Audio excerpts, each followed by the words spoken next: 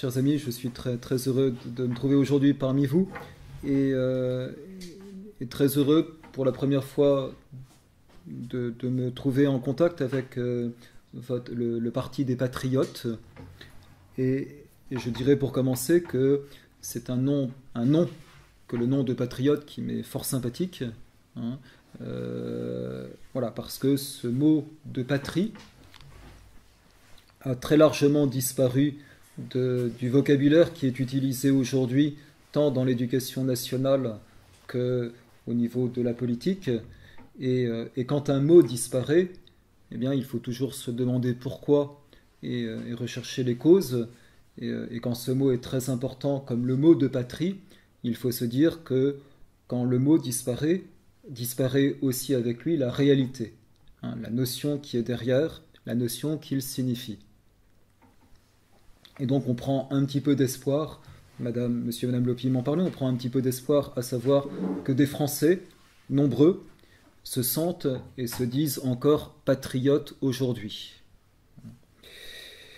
Et vous voyez, ce que je voudrais vous proposer comme un petit peu comme réflexion bien modeste, c'est de comprendre plus profondément ce que signifie ce concept de patrie. Qu'est-ce que la patrie? Et dans l'optique qui est la mienne au cours de cette petite causerie, eh bien, si un autre motif, voyez, la chose est intéressante en soi de savoir profondément ce qu'est la patrie, mais c'est de comprendre comment on en est arrivé à la situation d'aujourd'hui, à savoir que on ne parle plus de la patrie et que cet amour de la patrie n'est plus dans le cœur des enfants français qui naissent aujourd'hui. Cette réflexion que je vais vous proposer, elle est historique, d'abord. Un peu de l'histoire des idées, c'est vrai, mais elle est d'abord historique et elle est, pour sa quintessence, empruntée à un historien que certains d'entre vous connaissent peut-être et qui s'appelle Jean de Vigry. Jean de Vigry est je pense, un des meilleurs historiens qui est mort il y a peu d'années du XXe et du XXIe siècle, professeur de faculté à Angers en particulier, auteur de très nombreux ouvrages et en particulier spécialiste de l'histoire de l'éducation. Et à titre personnel, pour d'autres motifs, eh bien, l'histoire de l'éducation m'a toujours beaucoup intéressé aussi. Je suis ancien directeur d'école et je travaille encore aujourd'hui en contact dans une aumônerie auprès des enfants. C'est un vrai historien qui ne se contente pas d'emprunter d'utiliser des livres de deuxième ou troisième main. C'est quelqu'un qui va aux sources, hein, c'est quelqu'un de très crédible dans ce qu'il dit parce que voilà, il est allé. Et ce livre duquel je vais particulièrement m'inspirer de lui a pour titre Les deux patries, et c'est ce qu'on appelle un essai historique sur l'idée de patrie en France. Essai historique sur l'idée de patrie en France. Alors, on peut dire, si c'est un essai, c'est pas la même chose qu'une thèse, donc ça a peut-être moins de certitude qu'une thèse. Mais en fait, vous voyez, il faut comprendre que l'essai de Jean de Vigry se situe vraiment au bout de ses livres. C'est le dernier livre, je crois, qu'il a écrit avant sa mort. Et c'est comme une sorte de fruit, hein, qui vient couronner un petit peu toute sa pensée. Et je pense qu'il est spécialement intéressant aux causes de ça. Il aurait pu nous laisser une thèse de 1000 pages, et je dirais qu'il a eu la bonté de la concentrer en 300 pages, en moins de 300 pages, mais c'est vraiment, je dirais, une quintessence. Et donc le titre, Les deux patries, qui déjà peut-être vous a fait vous poser un point d'interrogation, qu'est-ce que ça signifie? Eh bien, il montre dans ce livre comment cette idée de patrie a évolué au cours des siècles. Et je vous dis la chose que je vais développer par la suite, comment en réalité il y a eu une première idée de patrie, il y a eu une deuxième idée de patrie, et comment cette deuxième idée de patrie s'est substituée à la première, et que finalement, à partir du moment où on admet, vous voyez, par les arguments qu'il donne, où on admet qu'effectivement ça s'est passé comme ça, je dirais, il y a une très grande lumière qui, je trouve, se fait pour expliquer comment on en arrive à la situation d'aujourd'hui, à savoir que la patrie de l'amour de la France, hein, a disparu. Voilà. Alors, je dirais, en m'appuyant sur lui surtout, eh bien, donc voilà, je vous propose de remonter un petit peu les siècles et sans prendre trop de temps, et de vous montrer un petit peu donc cette évolution de la notion de patrie. Voilà. Mais peut-être, parce que voyez, nous savons bien que la France elle-même est une héritière qui a spécialement reçu, comme le vocabulaire le prouve très amplement, a énormément reçu de Rome, et recevant de Rome a reçu avant d'Athènes, hein, de la Grèce. Vous voyez, nous sommes marqués très profondément par un héritage qui est hellénique et qui ensuite est romain. Et il n'est pas inutile de situer un petit peu d'abord quelle a été la notion de patrie chez les Grecs et chez les Romains. Je serai bref, mais c'est intéressant quand même de le noter. Et donc le mot patria, en fait, est d'abord un mot grec, hein, qui ensuite va passer dans la langue latine, et ensuite qui va arriver dans la langue française, simplement au XVIe siècle. Mais donc, chez les Grecs, que signifie le mot patrie? Le mot patrie signifie l'ascendance, hein, les ancêtres. Et c'est ça qu'il désigne prioritairement. Et ce qui est aussi très intéressant, c'est qu'en grec, quand vous parlez de la ville d'Athènes, par exemple, eh bien, on dira les Athéniens. Et les Athéniens, c'est la ville d'Athènes. C'est-à-dire qu'on fait aussi référence à quelque chose qui est vivant, à savoir les habitants de la ville, pour désigner la ville. Et il y a, eh bien, donc un amour de la patrie chez les Grecs, qui est un amour du sol, qui est un amour de ce qui existe, de ce que l'on voit, voilà, avec un côté très concret. Chez les Romains, donc on peut dire mutatis mutandis, on peut dire à peu près la même chose que ce que l'on trouve chez les Grecs, avec simplement un côté qui est un petit peu plus âpre, je dirais, un petit peu plus dur, c'est-à-dire que, étant donné, vous voyez, cette espèce d'extraordinaire influence de Rome qui devient comme la capitale du monde connu, eh bien, il faut beaucoup de soldats qui pendant très longtemps se mettent au service de Rome pour pouvoir assurer, je dirais, la défense et l'expansion de tout cet empire. Et donc on va beaucoup insister sur la gloire de la patrie, sur le fait qu'il faille être prêt de donner son sang pour la patrie, de mourir pour la patrie. C'est une expression qui est extrêmement utilisée, mourir pour la patrie. Et la patrie, eh bien, est divinisée.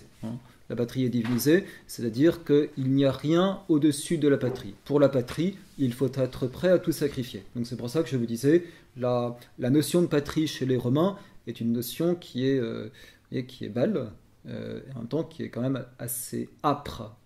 Voilà, hein, donner son sang pour la patrie, c'est normal. On pourrait citer beaucoup d'auteurs romains, par exemple Cicéron, qui vont dans ce sens. Voilà. Et alors, chez nous, vous voyez, je dirais, d'abord, je ne suis pas historien, et et puis ce serait trop long de tout survoler. Vous voyez, comme vous savez bien, eh bien, nous avons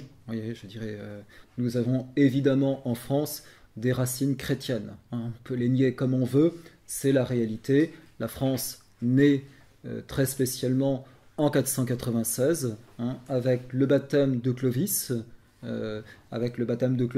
et de ses guerriers qui suivent leur chef, hein, la France chrétienne commence à exister là, et cette origine et cette souche chrétienne de la France, eh bien, va persister, je dirais, jusqu'à aujourd'hui, même si on n'en veut plus.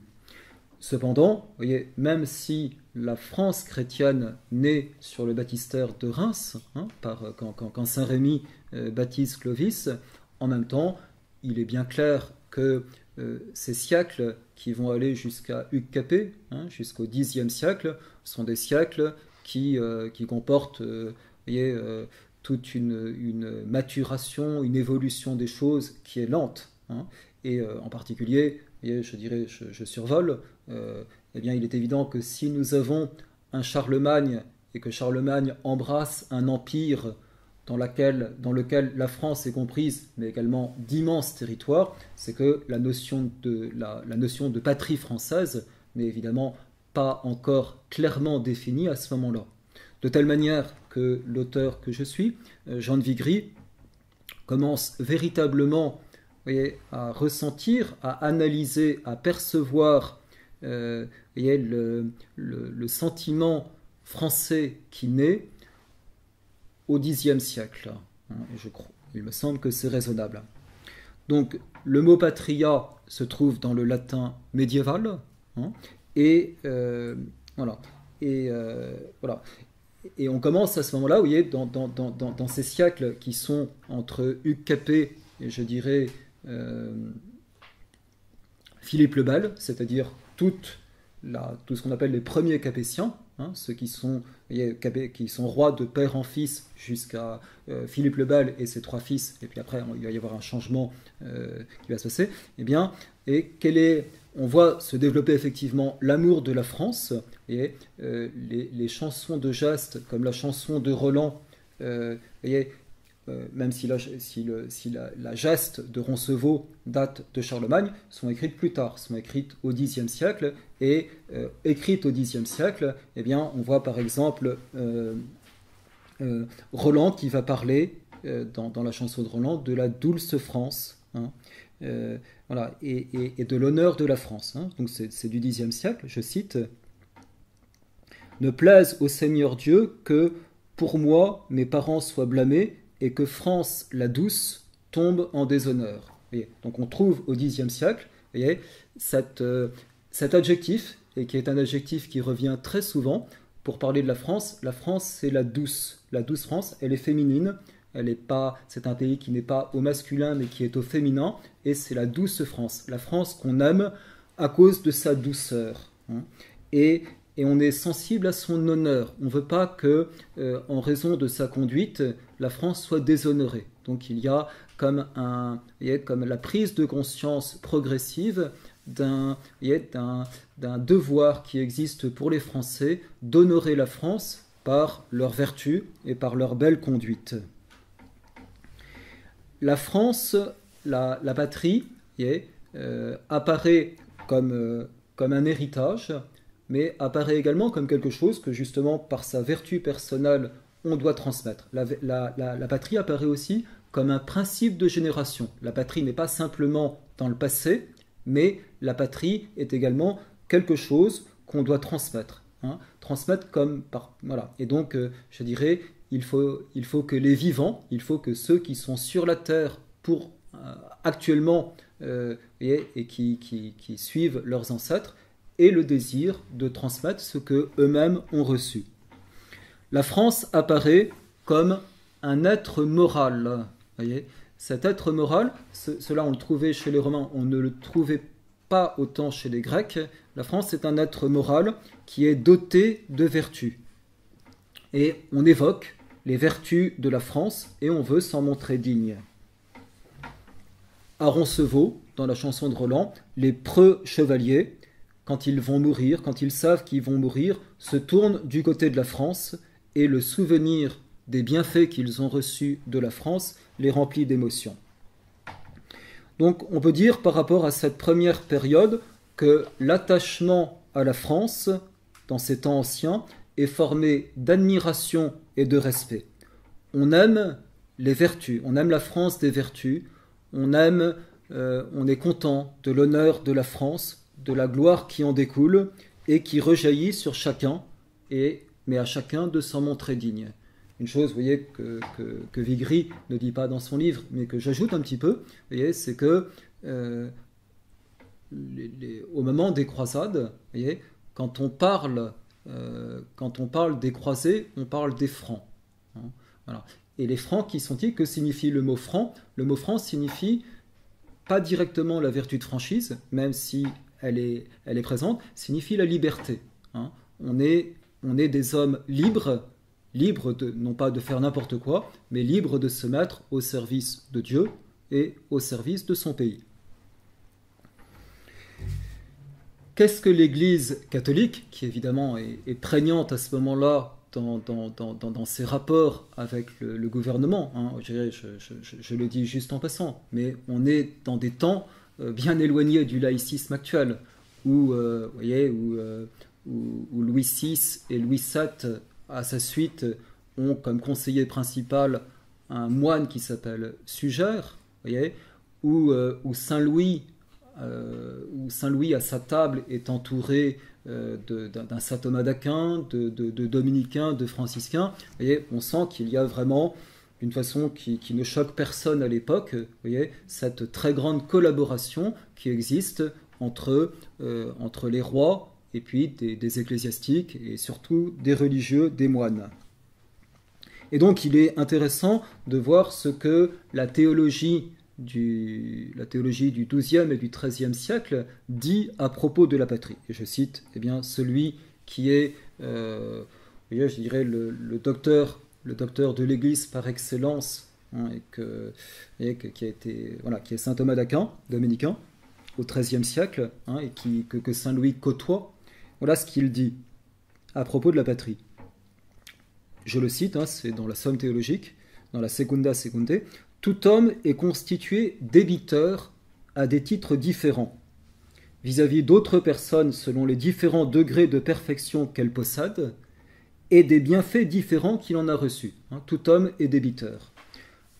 À ce double point de vue, c'est-à-dire débiteur à des titres différents, différentes personnes, et des bienfaits différents qu'on reçoit, à ce double point de vue, Dieu occupe la première place. On est d'abord débiteur de Dieu. Mais ce titre, ajoute saint Thomas, convient secondairement à qui? À nos parents et à notre patrie, desquels et dans laquelle nous avons reçu la vie et l'éducation. Voyez, donc tout homme qui arrive en ce monde est débiteur. Il ne le sait pas quand il naît, mais il doit le comprendre petit à petit, débiteur par rapport à Dieu, et ensuite débiteur dans une analogie, hein, de proportionnalité, débiteur par rapport à ses parents et débiteur par rapport à sa patrie. Et il est essentiel qu'il le comprenne, parce que celui qui ne comprend pas qu'il est débiteur, qu'il a beaucoup reçu de la part de Dieu, de sa famille et de ses parents, ne va pas se trouver dans l'état d'esprit de celui qui sait qu'il doit rendre. Hein, parce que, voilà. Saint Thomas, donc, ajoute, alors je dirais, je vais nuancer les choses. Voyez. Saint Thomas ajoute que le bon citoyen s'expose, est prêt à s'exposer au péril de la mort pour le bien commun. Hein, voyez, je dirais donc le bon citoyen, pour des raisons qui sont proportionnées, pas pour n'importe quelle raison, mais est prêt à s'exposer au péril de mort pour le bien commun, si cela est nécessaire. Et puis, une autre chose très importante que dit saint Thomas d'Aquin par rapport à cette idée de patrie, c'est que les compatriotes, ceux qui sont de la même patrie, doivent s'aimer entre eux. C'est ce qu'il appelle l'amitié politique. Hein, et qu'un peuple, qu'un pays, qu'une patrie doit amener naturellement à cette amitié politique entre les patriotes. Cependant, et ça c'est très important, et je dirais c'est une espèce de réticence, vous voyez, tout en ayant conscience, les théologiens du XIIIe siècle ont très conscience de tout ce que nous devons à la Grèce et à la Rome païenne, et en même temps, et avec aussi des réserves. Hein. Donc, et ces réserves, c'est quoi? C'est que la patrie n'est pas une idole. La patrie n'est pas une idole. La patrie est très importante, on doit l'aimer, mais la patrie n'est pas une déesse, la patrie n'est pas Dieu. Hein. Donc ce qu'on doit à Dieu est plus important que ce qu'on doit à la patrie. Voilà. simplement, donc je dirais, vous voyez, là je dirais, je pense, vous voyez, c'est pas par romantisme, c'est pas par nostalgie, je pense, vous voyez, avoir décrit pour l'instant les siècles d'or de la notion de patrie, là où elle paraît la plus profonde, la plus équilibrée, vous voyez, et elle est très concrète. C'est-à-dire que chez ces premiers Capétiens, jusqu'à Philippe le Bel, avec lequel il y a une cassure, vous voyez, chez ces premiers Capétiens, vous voyez, la France, même si elle ne compte pas encore toutes ses provinces, la France n'a rien à voir avec le centralisme d'aujourd'hui. C'est-à-dire que les provinces sont très importantes, les communes sont très importantes, les corps intermédiaires sont multiples, voyez, et je dirais, voyez, on est en Provence, eh bien, on aime la Provence. On aime la France en aimant la Provence. Hein. On aime sa région, et je dirais, dans la Provence, on aime l'endroit où on est né. Ma patrie, c'est quoi? Eh bien, c'est l'endroit où je suis né, c'est la terre où mes pères ont vécu, hein, c'est là où se trouvent les tombes de ma famille, c'est ce que j'aime, c'est ce à quoi je vibre, hein, et je dirais, j'ai quelque chose de ce terroir, j'ai quelque chose des poètes qui sont là à côté de moi, du patrimoine, du folklore, des chants qui sont là, des costumes qui existent, tout ça est très typé.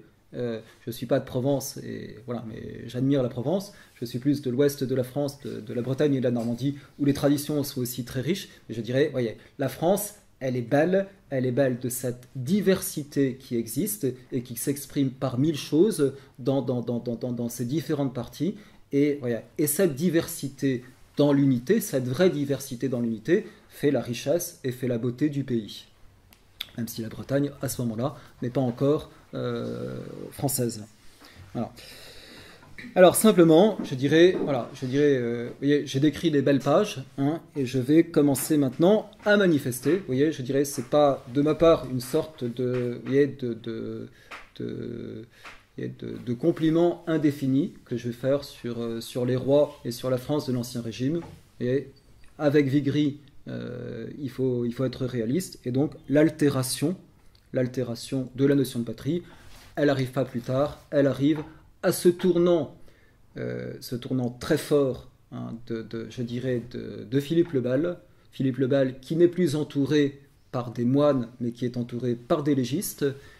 À ce tournant, je dirais, c'est plus ma matière, je suis plus théologien et philosophe, un petit peu en tout cas qu'historien, à ce tournant en philosophie et en théologie extraordinairement important qui arrive avec Occam, hein, qui est à la frontière du XIIIe et du XIVe siècle, et l'entrée du nominalisme dans la philosophie, voyez, et sur le plan de la patrie, les conséquences que ça a.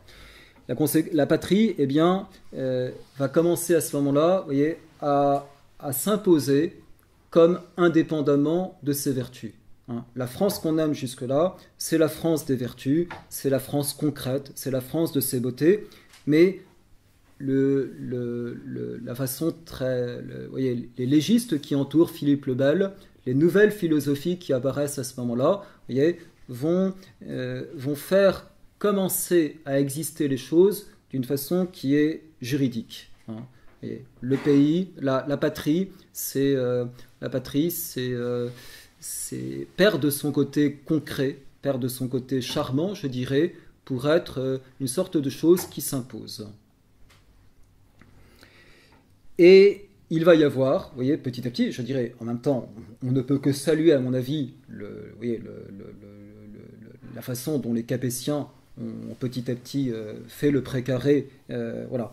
Mais donc en même temps, donc il y a une montée progressive de la puissance du pouvoir royal, et le pouvoir royal, pas consciemment, va petit à petit instrumentaliser la patrie. On va se rapprocher petit à petit, hein, du langage de la Rome païenne qui, au nom de la patrie, peut tout exiger. Et pas encore la levée des hommes en masse, mais en tout cas les impôts, et beaucoup de choses qui sont demandées au nom de la patrie, ce qu'on ne trouve pas au temps des premiers Capétiens. le mot patrie, hein, je dirais, n'est toujours pas à ce moment-là apparu dans la langue française. Il apparaît pour la première fois au XVIe siècle. Hein.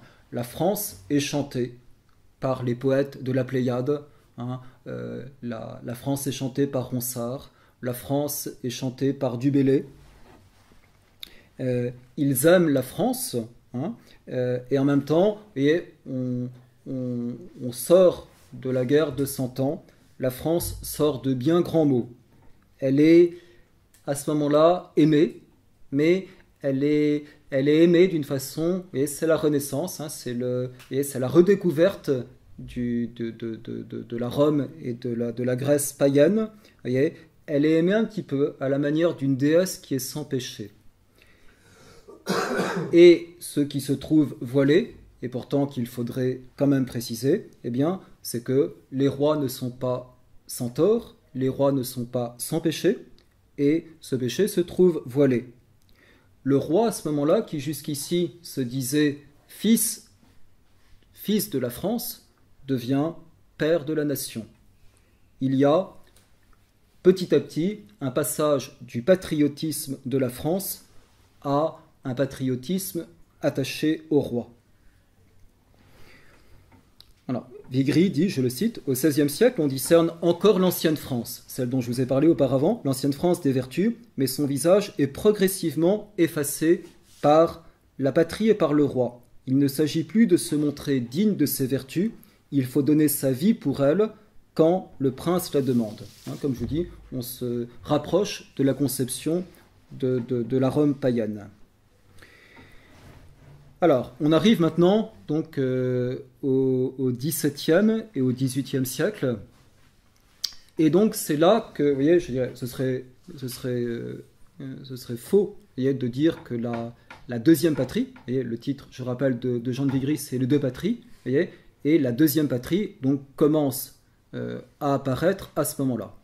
Vous allez voir ce que ça signifie, et d'une certaine manière, quand on commence à parler de l'émergence de la deuxième patrie, vous voyez, il va y avoir comme une homogénéité de la deuxième patrie, vous voyez, depuis ces siècles jusqu'à maintenant. Hein, c'est ce que j'essaierai de faire ressortir avec, je dirais, par rapport à ce que dit M. de Vigry, quelques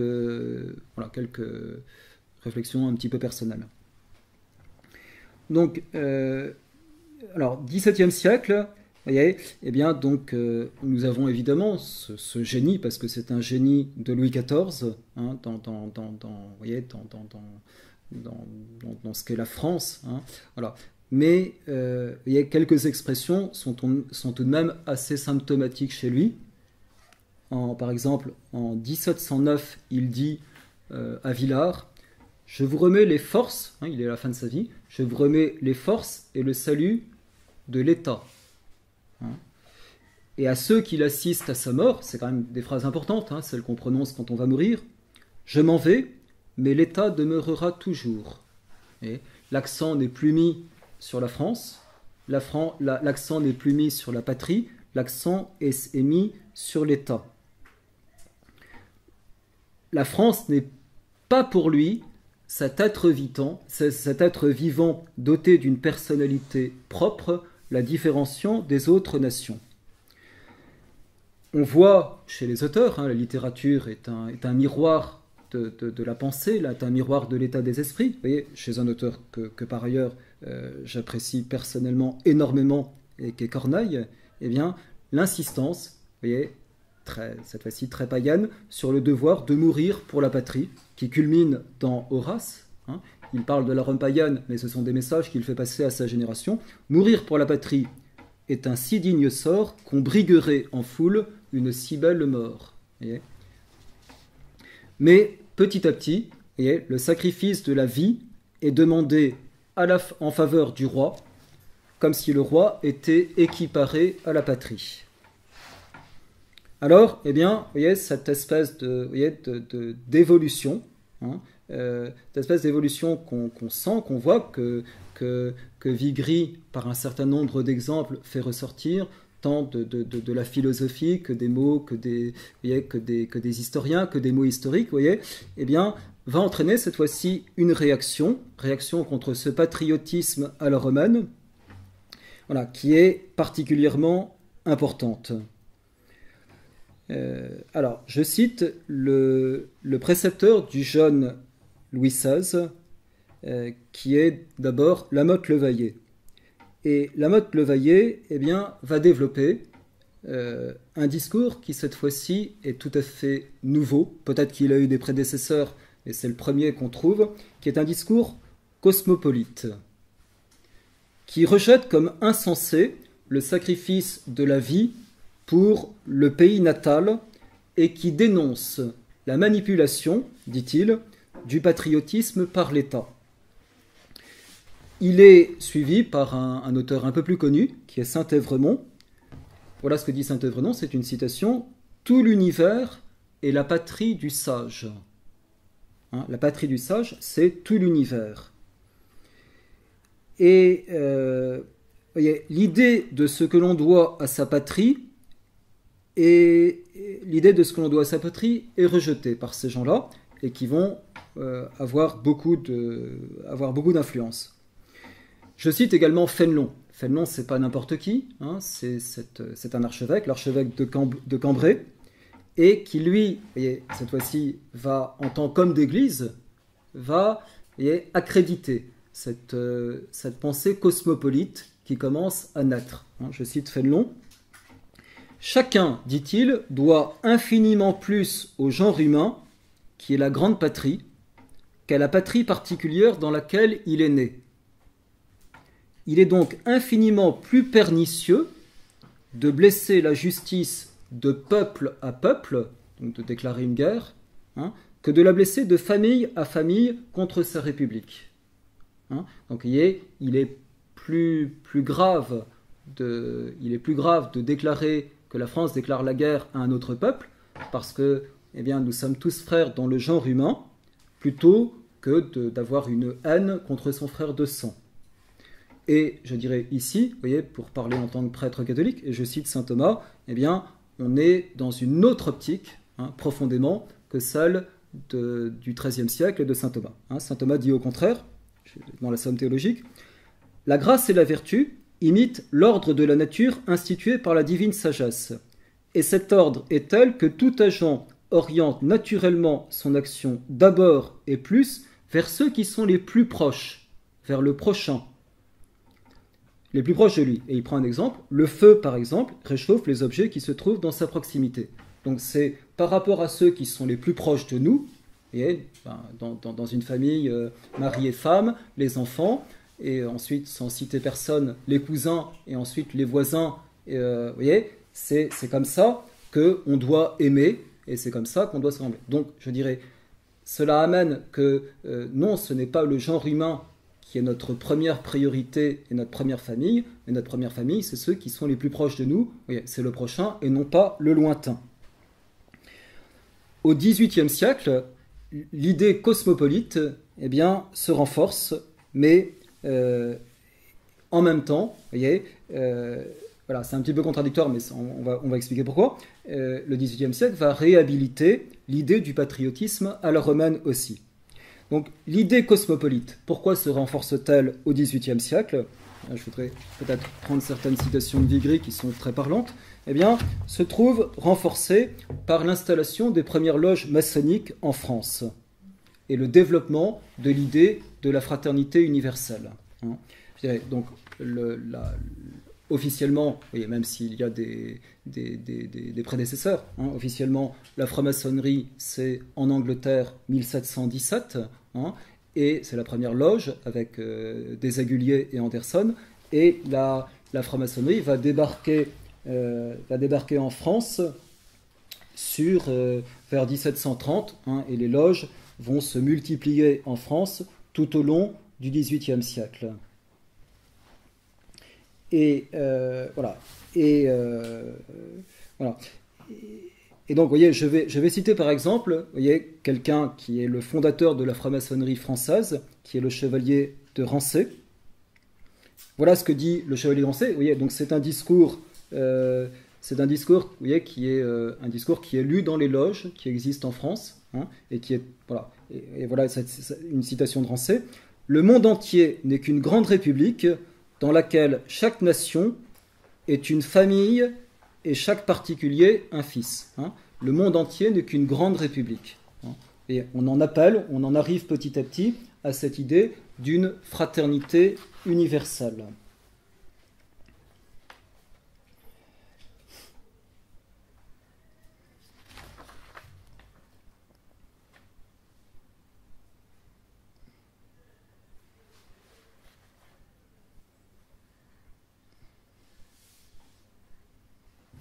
Je pourrais citer, vous voyez, beaucoup des philosophes du XVIIIe siècle, hein, ce qu'on appelle les philosophes des Lumières, sont initiés. Hein. Par exemple, Montesquieu est admis dans la franc-maçonnerie en 1730. Hein.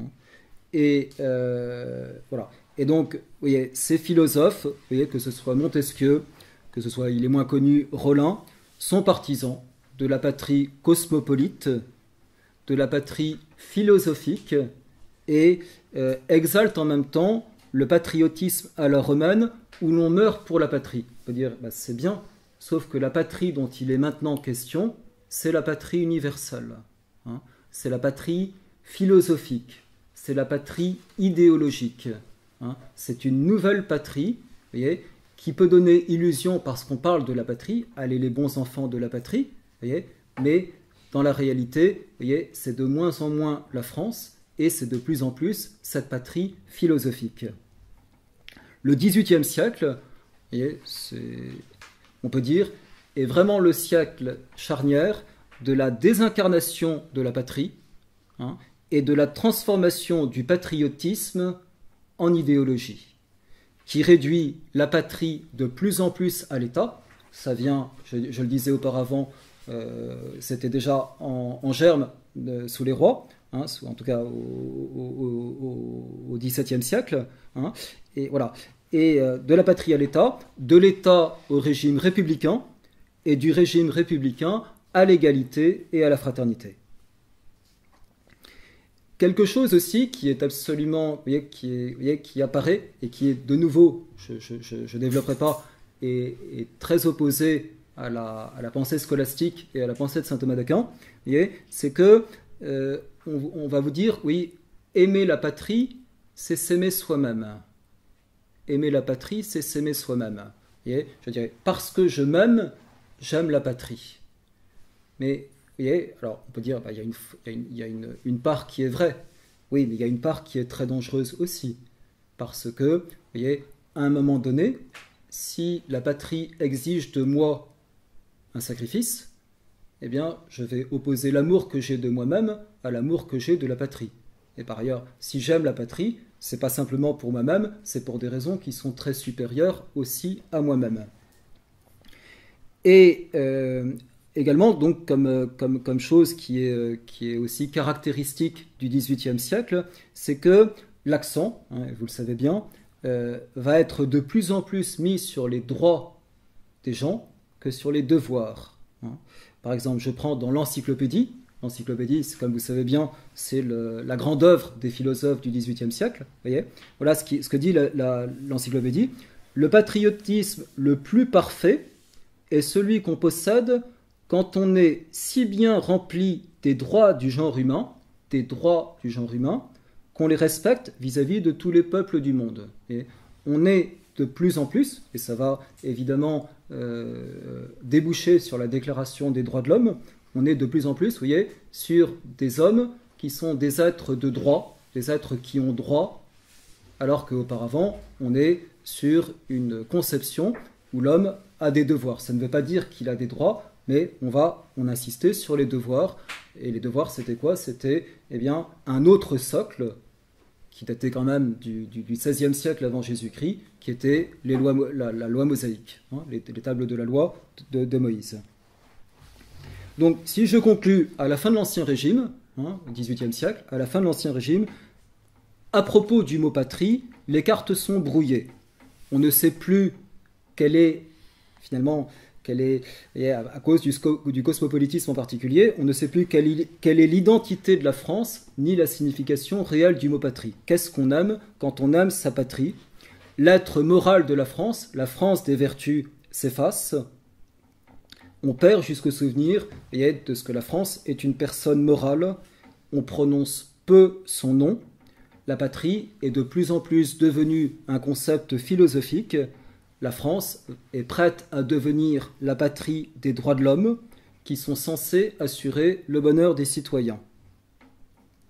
La patrie France est attaquée par le développement de ce cosmopolitisme qui voit le genre humain comme une grande famille et considère, alors c'est pas encore très explicite, mais on en trouve les prémices, qui considère les patries comme potentiellement dangereuses, les patries réelles comme potentiellement dangereuses, car elles menacent l'unité du genre humain.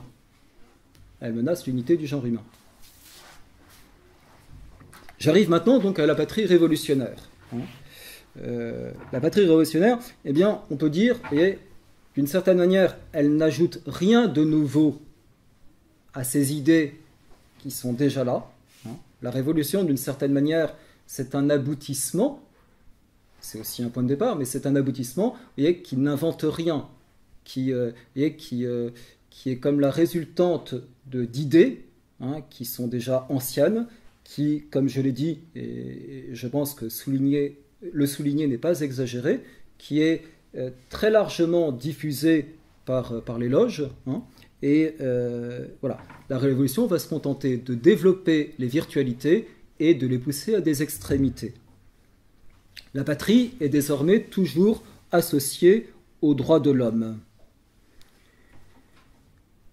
Voilà, alors je dirais, par rapport à cette question, vous voyez, je me permets juste, là c'est pas d'envie gris, mais ça me paraît suffisamment important pour le dire en passant, vous voyez, c'est vraiment de comprendre ce passage, vous voyez, d'une, je sais pas s'il faut dire d'une civilisation à une autre, enfin de comprendre l'importance, la gravité de la rupture qui s'opère à ce moment-là. Voyez, on est, voyez, la Révolution, donc, voyez, avant la Révolution, jusqu'à la Révolution, on est vraiment sur une société vraiment chrétienne.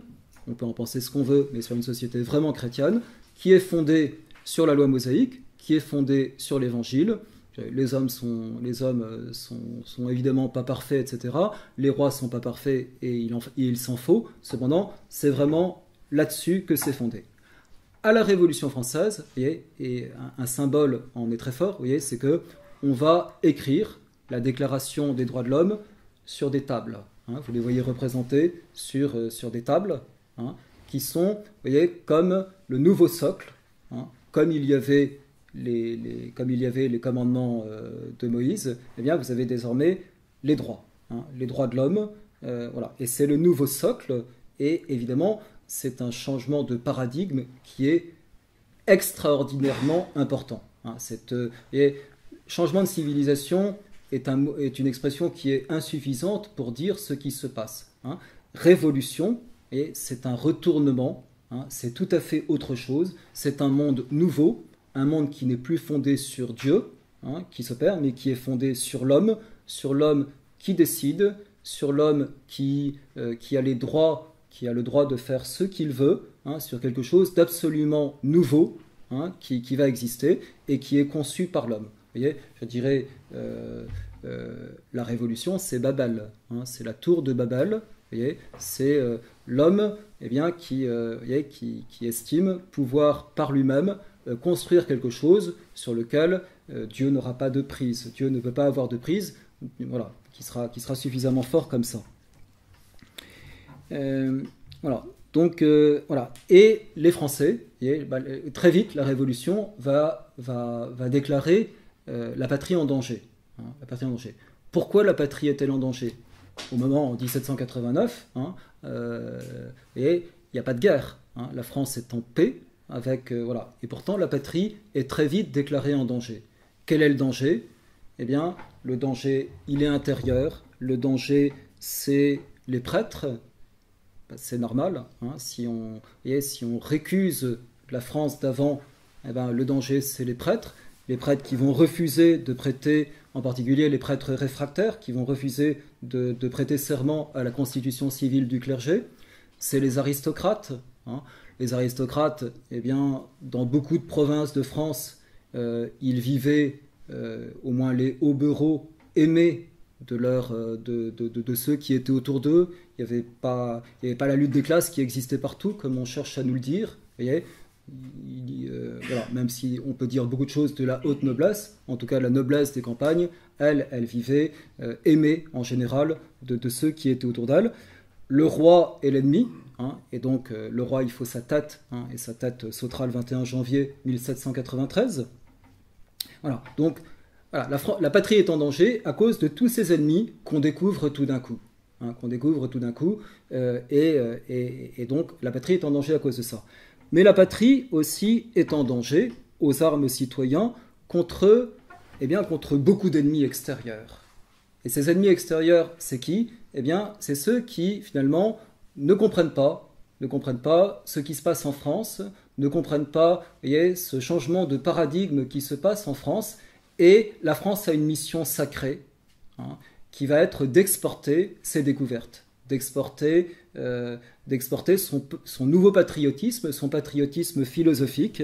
Hein. La France est la terre de la liberté qui doit pouvoir délivrer les peuples qui l'entourent des tyrans qui l'oppressent. Donc voilà, il s'agit d'exporter la découverte de la patrie philosophique autour de soi. Finalement, la patrie en danger, est celle, qui va amener, je dirais c'est historique, la guerre à l'intérieur et la guerre à l'extérieur. Et c'est à ce moment-là que nous allons assister à quelque chose qui n'a jamais existé dans l'Ancien Régime, même si Louis XIV n'a pas été avare du sang des Français. C'est la première levée en masse du 23 août 1793 qui demande, ça ne s'est jamais passé, à tous les hommes célibataires ou veufs sans enfants, âgés de 18 à 25 ans, de s'engager. Et on a aussi une notion qui est absolument nouvelle à ce moment-là et qu'il faut bien avoir à l'esprit. Grégoire déclare à la Convention « Vos enfants sont moins à vous qu'à la patrie. » Vos enfants sont moins à vous qu'à la patrie. Qui, de nouveau, je dirais, par rapport à la philosophie et à la théologie médiévale, est une chose qu'on n'a jamais entendue et au contraire une chose qu'on a toujours contestée. Non, les enfants sont d'abord aux parents et pas d'abord à la patrie. C'est une grande exagération qui vient d'une sorte d'idolâtrie de la patrie.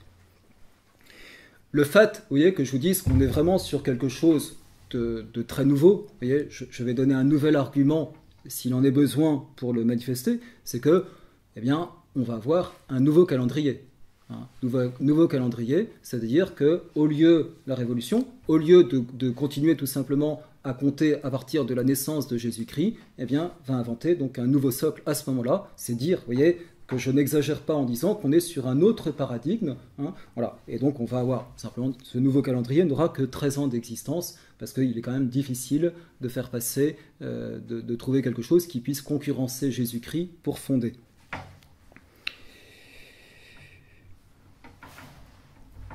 Voilà, un homme, vous voyez, qui finalement synthétise beaucoup la Révolution française, c'est bien entendu Robespierre. Et Robespierre, vous voyez, va prévoir dans ces espèces de fêtes qui sont censées remplacer les fêtes chrétiennes, une fête de quoi? Une fête du genre humain. De nouveau, une chose qui est tout à fait nouvelle, voyez, et qui est tout à fait symptomatique de cette patrie philosophique dont je parle. Et la France, qu'est-ce que c'est? La France, selon les textes des orateurs révolutionnaires, la France, c'est un instrument qui doit être employé à la réalisation du bonheur de l'humanité, par cette exportation des idées de la Révolution et par le fait que la France doit se sacrifier, ce sont des mots qu'on entend, pour pouvoir libérer les peuples esclaves des tyrannies d'autrefois.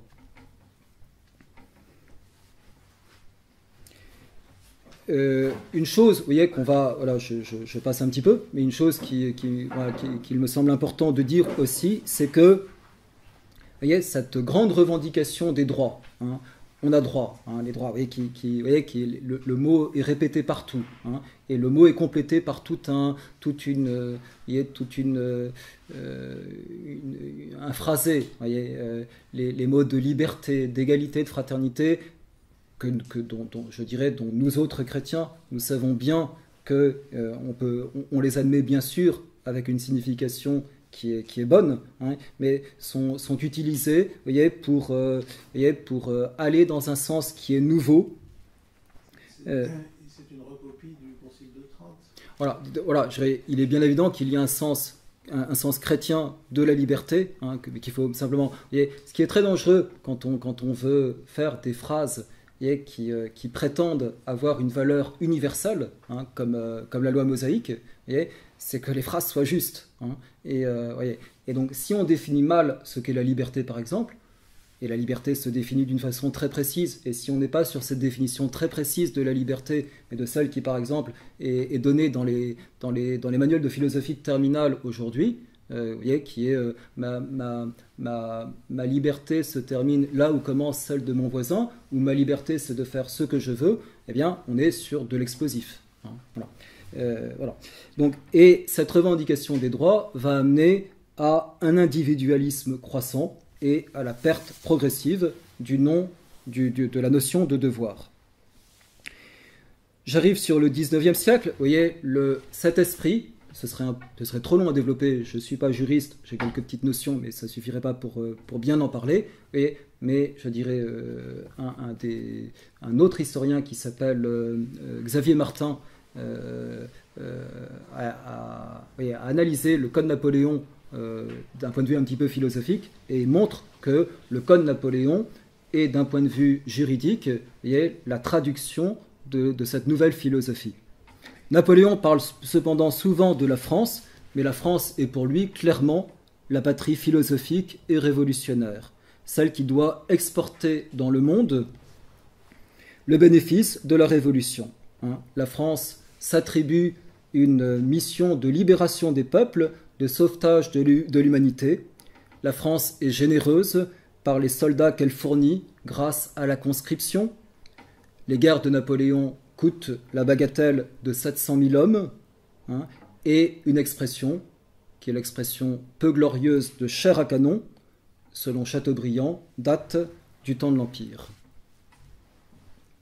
La patrie révolutionnaire, hein, cette nouvelle patrie qui est là, est au service de l'idéologie. Et permettez-moi de le dire, eh bien, étant au service de l'idéologie, n'est plus au service du bien commun de la patrie. Au XIXe siècle, eh bien, c'est cet esprit, vous voyez, qui demeure, qui se développe. Hein, voilà, l'idéologie des droits de l'homme forme l'esprit qui est distillé dans les écoles au moins publiques. Voilà. Et vous voyez, ce qu'on observe petit à petit au XIXe siècle, c'est que les catholiques, les royalistes, se laissent petit à petit eux-mêmes, je dirais, prendre par ce nouveau patriotisme.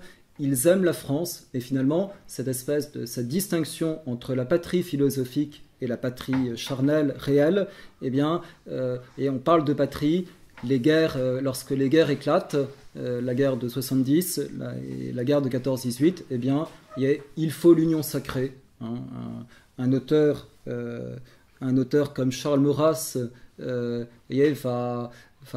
lui-même prôner l'union sacrée et beaucoup diaboliser l'Allemagne. Voilà, parce que c'est la patrie. Mais qu'est-ce qui est derrière la patrie? La question est peu posée, hein, sauf chez certains auteurs, mais un petit peu en marge, comme Léon Bloy par exemple. Alors, mes chers amis, donc j'arrive maintenant donc un petit peu vers la conclusion sur le XXe siècle, en disant que quelque chose que vous avez peut-être pressenti par vous-même, que en réalité cette patrie philosophique véhicule des principes qui sont destructeurs de la patrie réelle. Cette patrie philosophique, cette deuxième patrie dont parle Vigry, qui a petit à petit effacé la première patrie, elle véhicule des principes qui sont destructeurs de la patrie réelle. Les Français aiment, pour beaucoup, surtout les Français des campagnes et des provinces, aiment la France, croient se mettre au service de la France et mourir pour elle. En réalité, leur patriotisme est instrumentalisé au service de l'idéologie. Au nom du patriotisme, vous voyez, que personne ne conteste, je dis même la droite, même les catholiques, même les royalistes, au nom du patriotisme, eh bien, les patriotes vont mourir et vont mourir en grand nombre. Hein. Le patriotisme, ce nouveau patriotisme, coûte à la France, cette fois-ci en 14-18, la bagatelle de 1 300 000 hommes. 1 300 000 hommes et une saignée épouvantable hein, des hommes qui sont les hommes jeunes, voilà, avec tout ce que ça entraîne comme conséquence. Bien sûr, il y a l'Alsace et la Lorraine à reconquérir, mais il est bien évident, et on pourrait en parler longtemps, que la Première Guerre mondiale, ce n'est pas uniquement la reconquête de la France et de l'Alsace et de la Lorraine, c'est beaucoup d'autres choses, et l'on voit, eh bien, vous voyez, les organisations mondialistes, hein, en particulier la Société des Nations, qui vont aboutir à ce moment-là. Donc on voit bien qu'il y a des choses qui dépassent très largement, mais ça m'entraînerait trop loin d'explorer tout ça, mais je dirais, il y a de plus en plus, et ces guerres mondiales sont des guerres mondialistes. Hein. Il y a de plus en plus, vous voyez, cette émergence du gouvernement mondial qu'on voit. Et puis, je dirais, vous voyez, 1 300 000 hommes, hein, vous voyez, pensez à cette perte hein, que ça signifie. Je ne sais plus très bien à combien il y a de millions d'habitants en France en 14, mais je pense peut-être entre 35 et 40 millions, quelque chose comme ça. Vous voyez, je dirais les veuves, les orphelins, et la France, et cette fois-ci, vous voyez, la chair à canon, ça a vraiment un sens, et la France, elle est quand même, elle est victorieuse, mais à quel prix hein, à quel prix? Et finalement, vous voyez, eh bien, vous avez à la fin de la guerre, vous le savez bien, vous voyez, des réactions qui sont nouvelles, qu'on avait peu vues auparavant. Bien sûr, il y avait des déserteurs dans les guerres de Napoléon, et il y avait des déserteurs face à la conscription, mais on a, vous voyez, des Français, des patriotes qui commencent à douter de mourir pour la France. Est-ce que véritablement, et je dirais, ils n'ont pas forcément tort, est-ce que véritablement, eh bien, on doit tout ça à la patrie? Je dirais, les théologiens de la France, vous voyez, de la France ancienne, vous voyez, disaient oui, on doit être prêt pour mourir pour la patrie, mais ils n'avaient jamais eu l'idée qu'on pouvait demander de tout citoyen à tout citoyen de mourir pour la patrie. Il y avait une armée de métier, hein, et c'était avec cette armée de métier. Et je pense que si on avait demandé aux théologiens du XIIIe siècle ce qu'ils pensent d'une possibilité d'une conscription universelle, eh bien, ils l'auraient rejeté comme étant un abus de la part de la patrie, et un abus qui peut mettre en réalité la patrie en grand péril de perdre toutes ses forces vives. Mais à partir du moment où on est dans cette nouvelle logique, que la France finalement, et que les Français, et que le sang français ne sont finalement qu'un instrument au service de l'humanité et qui doit être prêt à se sacrifier pour l'humanité, eh bien on est dans une toute autre perspective sacrificielle de la France, eh bien au service pour le genre humain, pour faire passer ces grandes idées de liberté et autres. Voilà. Et alors, vous avez, je dirais peut-être que ça vous étonnera, mais je pense que voyez, la vérité, il faut la prendre où elle se trouve, et je pense que c'est quand même intéressant de voir que ce sont les communistes dans l'entre-deux-guerres qui probablement, cette fois-ci, vont être assez proches de la vérité. Voilà, je cite le journal Le Conscrit, donc journal qui est publié par la Fédération des jeunesses communistes d'avril 22. eh bien, ce sont eux qui, je pense, les premiers, disent « la guerre a profité à qui ? La guerre a profité à 18 grandes banques et à 200 familles. » Et qui disent des choses qui, je pense, sont justes, hein, c'est-à-dire que, eh bien, il y a des marionnettistes qui sont là, hein, et qui sont bien au-dessus des mêlées, et qui cette fois-ci sont des marionnettistes qui sont au niveau mondial, et qui cherchent quelque chose, cette fois-ci, au niveau mondial. Le discours communiste, simplement, eh bien, ne remet pas en cause simplement cette patrie philosophique et idéologique, mais remet aussi en cause la patrie réelle, ce évidemment en quoi, eh bien, je me sépare complètement d'eux.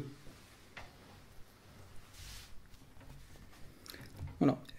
Et nous arrivons, un petit peu pour terminer, eh bien, sur cette conception, qui est la conception, vous voyez, je dirais, j'en arrive là, que vous pouvez constater, je pense, par vous-même, que la patrie sera le genre humain, désormais.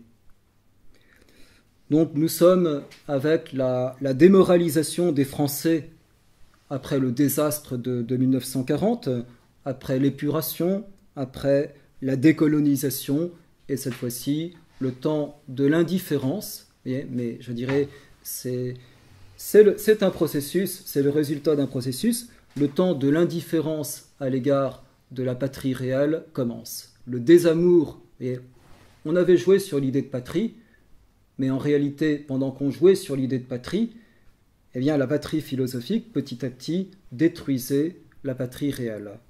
Et on arrive à quelque chose, eh bien, qui est l'indifférence à l'égard de la France, voire le mépris à l'égard de la France, hein, et des choses qu'on n'avait jamais entendues. J'irai cracher sur vos tombes. Hein.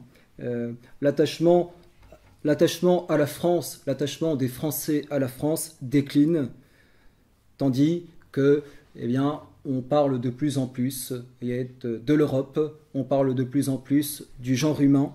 Hein. Voilà. Voilà. Et dans tout ça, il y aurait énormément, à dire. Et on est, sur l'élimination. On arrive à notre époque. On est sur l'élimination du vocabulaire du mot de patrie. Vous prenez les manuels scolaires des enfants, hein, les manuels scolaires historiques. Eh bien, la France. Qu'est-ce qu'on en sait, hein? Qu'est-ce qu'on en sait? On sait la Révolution française, on sait De Gaulle. Hein? Mais la France d'avant la Révolution française, eh bien, soit elle n'existe pas, ou plutôt on en a honte. Et on va frapper la poitrine, non pas sur la sienne, mais on va frapper la poitrine sur le passé de la France.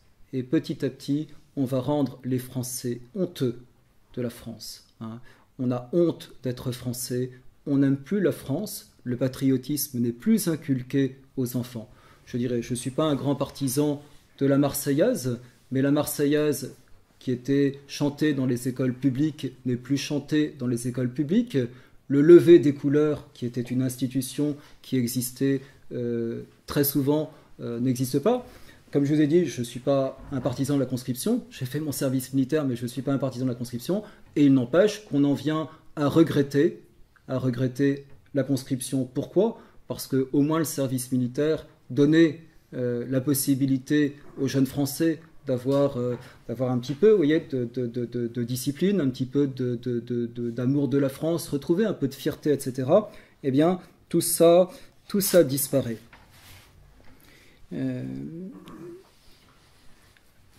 Voilà. Et je dirais, vous voyez, donc on a, vous voyez, si on prend les choses un tout petit peu autrement, eh bien, je dirais que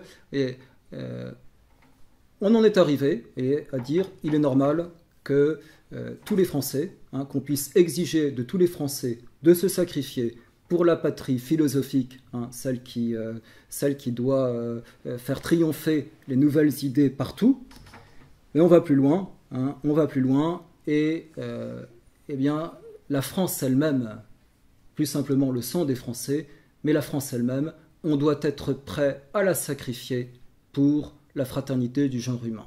Parce que finalement, la France elle-même, eh bien, c'est un pays, et elle a des frontières, hein, elle a une identité, et tout ça est séparateur.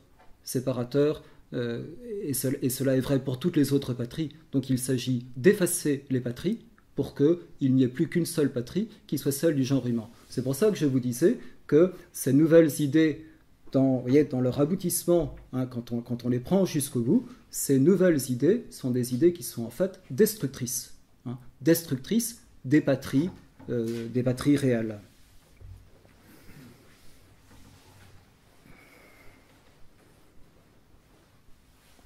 Bon. Je voudrais citer Vigry, parce qu'on arrive, à des notions qui me sont chères, je crois qui le sont aussi pour vous, hein, qui touchent justement à ce que nous vivons aujourd'hui, donc à la question de la souveraineté. Vigry dit tout simplement « L'indépendance et la souveraineté sont les conditions nécessaires de l'existence d'une nation. Or, nous savons que l'européisme et le mondialisme... Or, nous savons ce que l'européisme et le mondialisme ont fait de l'indépendance et de la souveraineté de la France. » C'est-à-dire la disparition progressive de la France, la perte de tous ses privilèges régaliens. Hein, on ne bat plus monnaie, hein, on efface les frontières, hein, on désagrège le pays en des espèces de morceaux indépendants les uns des autres, des régions qui sont les régions européennes. On détruit la France. Hein. La patrie disparue, la nation désagrégée, qu'est-ce qu'il reste? Il reste l'État.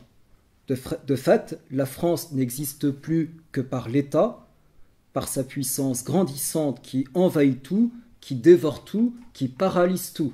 Et cette espèce d'État tentaculaire, hein, qui fait disparaître tout ce qu'on appelait les corps intermédiaires qui existaient, hein, et qui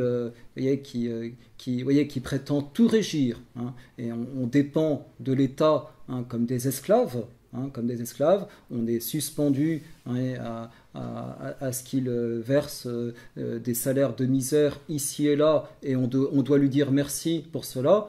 C'est plus un pays. C'est un État qui a désagrégé toutes les forces vives du pays.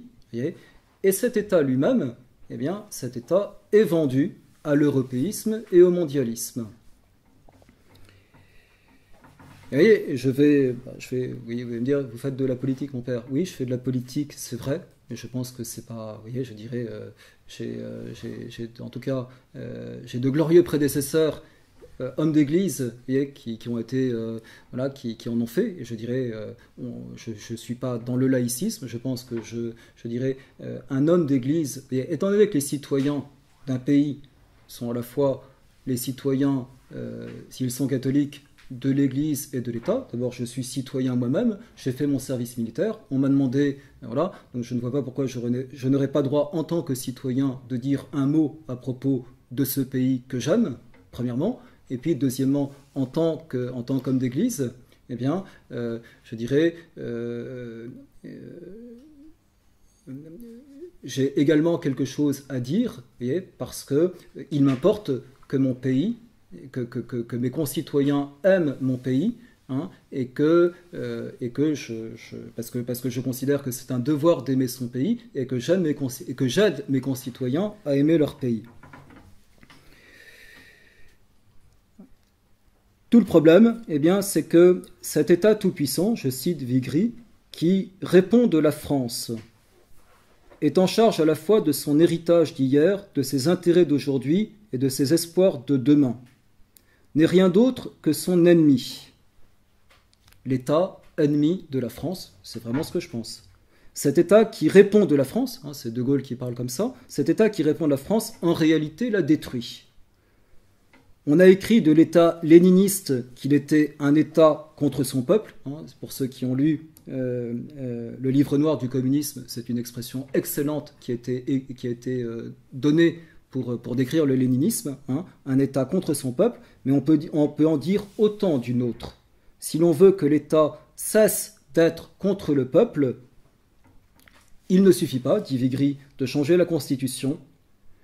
de modifier les institutions et les lois, ni même d'appeler au pouvoir des hommes honnêtes animés de l'amour du bien commun. Il faut changer la nature même de l'État. Il faut instaurer un autre État dont l'idéologie soit absente, c'est-à-dire d'un État qui est simplement au service de la France réelle. Ceux qui tuent la France en sont-ils conscients? Sont-ils conscients qu'ils tuent la France? Je termine. Eh bien, je vous dirai ce qui n'est cette fois-ci, ça n'est pas d'envie gris, mais ce qui est devenu ma conviction personnelle. Et je pense qu'un homme comme le président Macron, homme des cercles mondialistes,